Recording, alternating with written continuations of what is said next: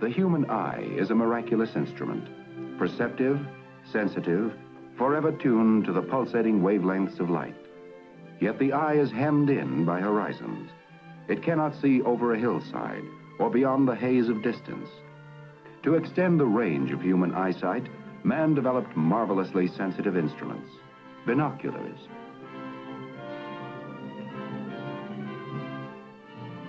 Giant telescopes to probe the furthest span of space. But I see through you! Hey guys, how's it going?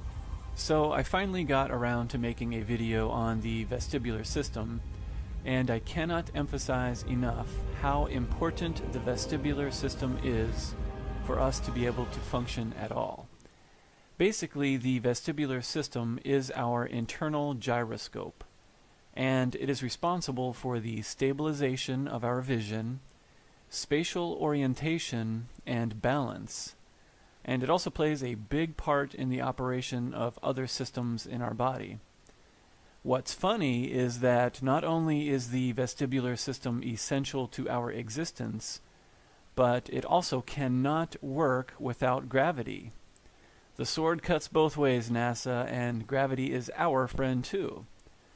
I'm sorry, but the 1969 science fiction story is impossible when you realize that the vestibular system cannot function without gravity in imaginary space. You know, the story where so-called astronauts hopped onto their rocket ship, piloted it beyond low Earth orbit, all the way 237,000 miles to our orbiting moon. Then they separated into a lunar module and manually descended and magically and flawlessly landed in one try on the unknown spinning rock surface, while the other guy stayed in the magical orbit of the moon. On the surface, Buzz Lightyear and Stretch Armstrong had a grand old time. They played, conducted a bunch of science experiments, planted a flag. Then they blasted off from the moon and docked with the command module in open space with no coordinate system, manually, visually, and with a few delayed remote controls from Houston, all very accurate down to a few feet in order to make the magical joining of the two tiny space capsules in the massive emptiness of outer space. And also to navigate, they used a sextant-like instrument to visually line up the Earth and a star or planet billions of miles away and triangulate their position. What a fantastic story. All this technical work, which the supercomputers of today can't even replicate. We lost the instructions on how to get to the moon. They did all of this with an impaired vestibular system due to the lack of gravity in low Earth orbit, and then the absence of gravity on their way to the moon, and then the shift back to 1/6 of Earth's gravity on the moon itself. One of the biggest problems with these claims is that the vision stabilization feature of the vestibular system would have been impaired for these astronauts. The vestibulo-ocular reflex, as I mentioned in my gyroscopic eye video, is what enables us to have a stable field of vision. This means that your vestibular system detects gravity and then uses the vertical orientation of gravity to stabilize your vision. When you move around, look around, or operate controls, your field of vision is stationary. Things don't move every time you look around or move even slightly. The muscles in your eye will compensate for head movements or rotations so that you can function properly. Without this feature, every slight movement will cause your field of vision to shift or tilt or even spin, which usually leads to vertigo and sickness. Now, NASA is really in a pickle here when it comes to the vestibular system. The very brief mentions from anyone at NASA on this subject are that you quickly get used to it and can work in any position, upside down, whatever. Well, the problem is, the only way for that to be true is if your eyes are not detecting gravity and not trying to stabilize your vision. However, if your eyes are not stabilizing your vision, every head movement will cause your vision to shift, making it impossible to function or accomplish the simplest of tasks. So either your eyes are locked in place and your vision is now like a shaky camera that never stops, which makes it impossible to function, or your eyes are detecting gravity and stabilizing your vision, or at least trying to. But then if that's the case, you cannot work so easily upside down because you would know you're upside down. You would feel the difference. You see, this really is a catch-22 for space claims.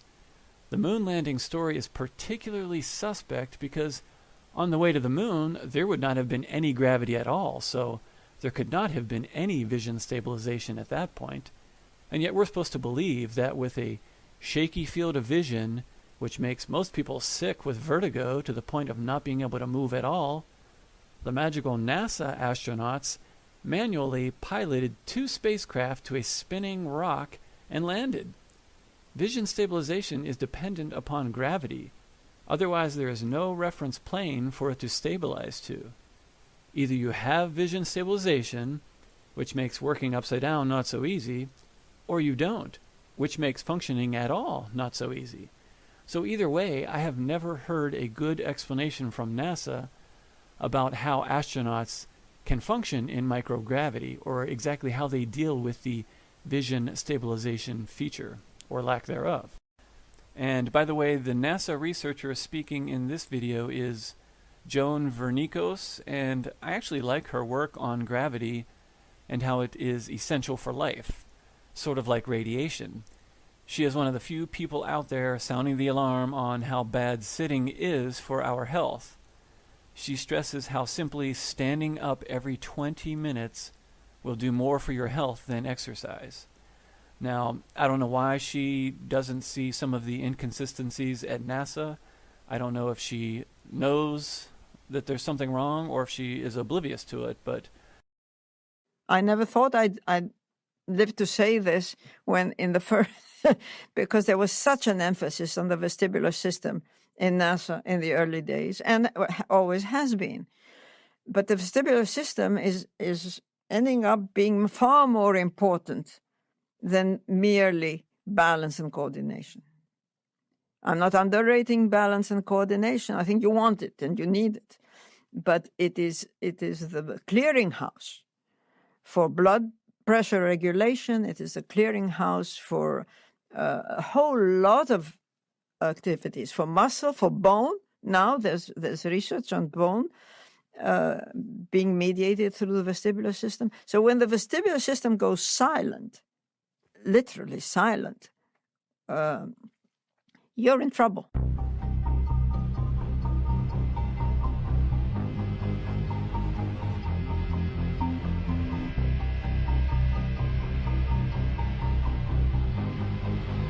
All I'm offering is the truth. In debt, your payments past due. Your life just races past you. Wake up, the Matrix has you. Wake up, the Matrix has you. We are enslaved like cattle, held back with chains and shackles. Wake up, the Matrix has you. Wake up, the Matrix has you. In debt, your payments past due. Your life just races past you. Wake up, the Matrix has you. Wake up, the Matrix has you. We are enslaved like cattle, held back with chains and shackles. Wake up, the Matrix has you. Wake up, the Matrix has you. There is a hidden agenda at play. Same old bullshit, but a different... The human ear is divided into 3 compartments: the external ear, middle ear, and inner ear. The inner ear contains the spiral-shaped cochlea, where sound waves are transduced into neural signals, and the vestibular complex, which contains the receptors for our sense of equilibrium. The central, egg-shaped cavity is the vestibule, which contains a pair of membranous sacs, the saccule and the utricle. Inside the utricle and saccule are hair cells similar to those in the organ of Corti. The hairs are clustered in the macula, where their processes are embedded in a gelatinous mass and lie under a thin layer of crystals called otoliths. When the head tilts, gravity moves the crystal mass and distorts the stereocilia of the hair cells. This is how the saccule and utricle provide information about position with respect to gravity. Behind the vestibule is the third portion of the bony labyrinth, known as the semicircular canals. The canals project from the posterior region of the vestibule and are responsible for the detection of head motion in 3 spatial planes. The anterior duct senses forward and backward motion. The posterior duct detects moving up and down. The lateral duct senses moving left to right. Each canal contains a membranous semicircular duct where angular momentum is sensed. At the base of each duct is an expansion called the ampulla. Within the ampulla, long stereocilia of hair cells are embedded in the cupula, which sticks out into the endolymph. When your head moves, the endolymph moves the cupula and stimulates the stereocilia. I discovered gravity when I was recruited from teaching at Ohio State University Medical School. I was recruited by NASA in its very early years. I was hired because of my stress research expertise. I was one of 6 that formed the core of my biomedical researchers at Ames Research Center in California. Soon we were asking questions like, what happens when we live without gravity? Nobody knew. No, none of us knew.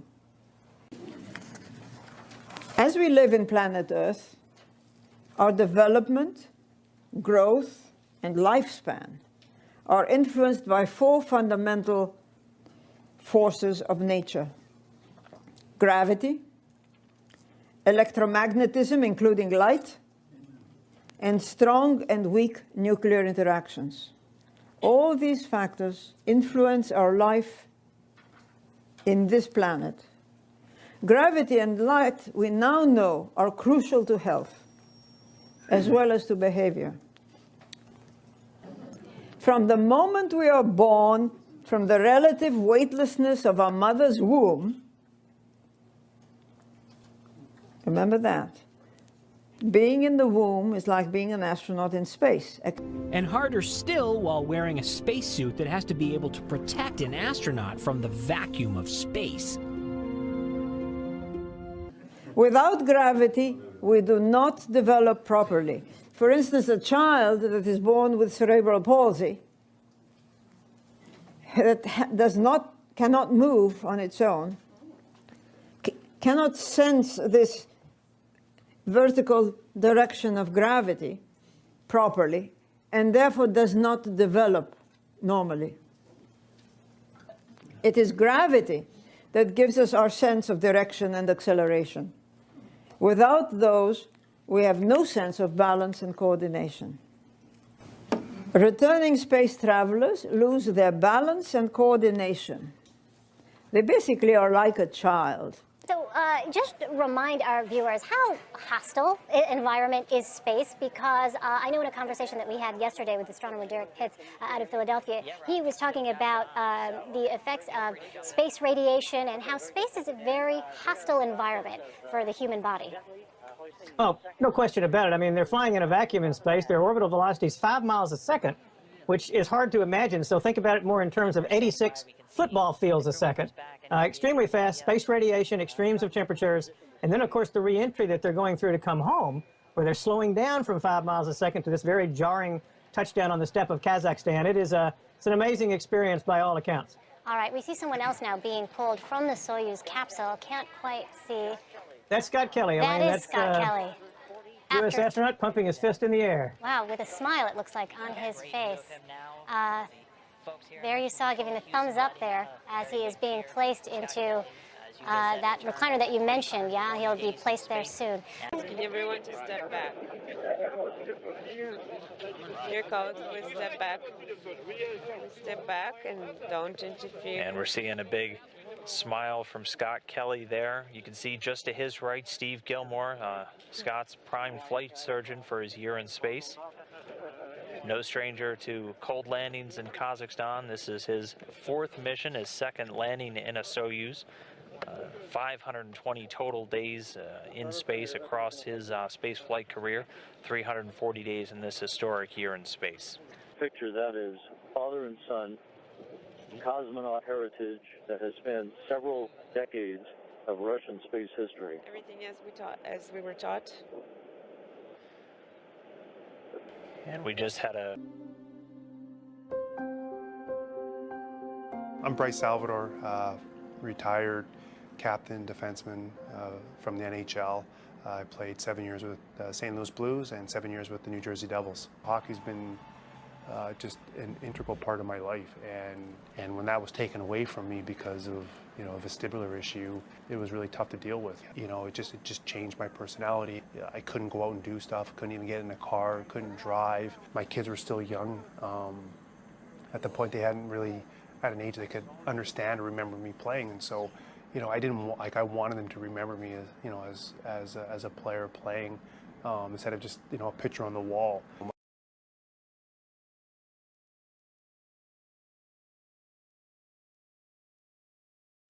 And also in your inner ear, you have these 3 little tubes that are filled with fluid, and those are your interostation tubes. Those tubes help you get a sense of which way is up and which way is down.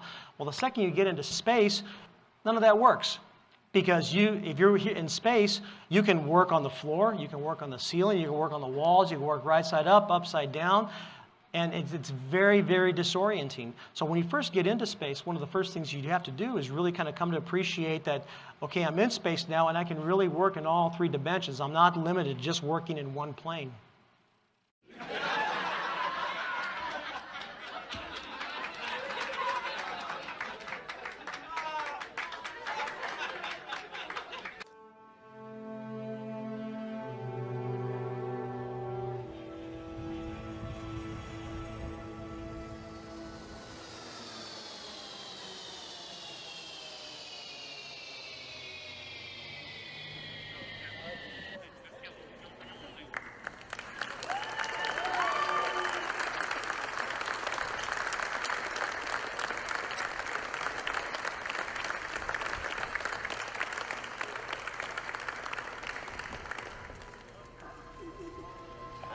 Sore? Yeah, a little bit. Tired? How's the dizziness? A little dizzy. You got bigger. I feel like she's almost as big as Sandy. In a year, you grow inches, 4 hours.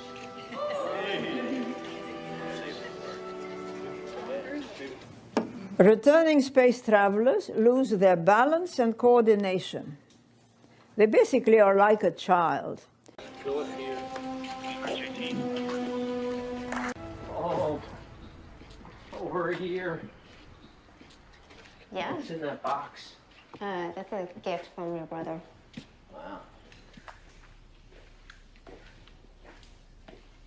Ah, big table. Yeah?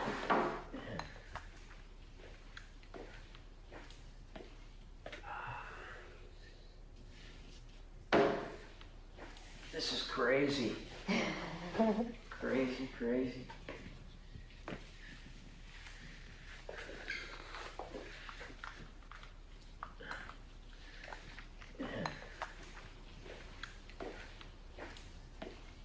You want a banana? No. Funny. A lot of beer, though.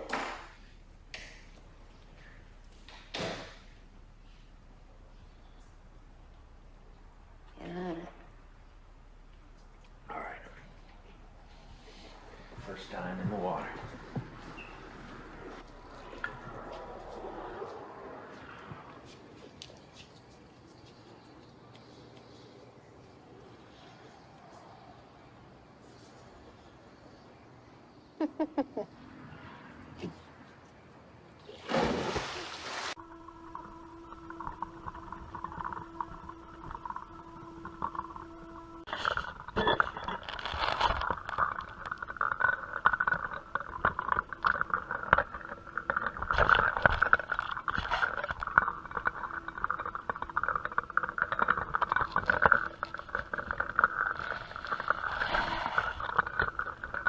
Oh, man, that feels good.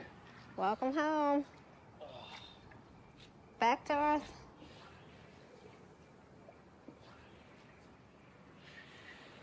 I wanted to do that for a whole year.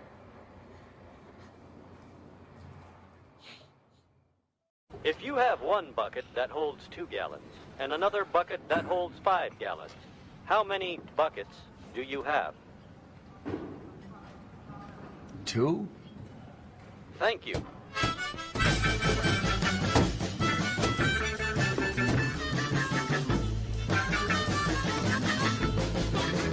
Lord, I wonder what's got the matter. I'm trying.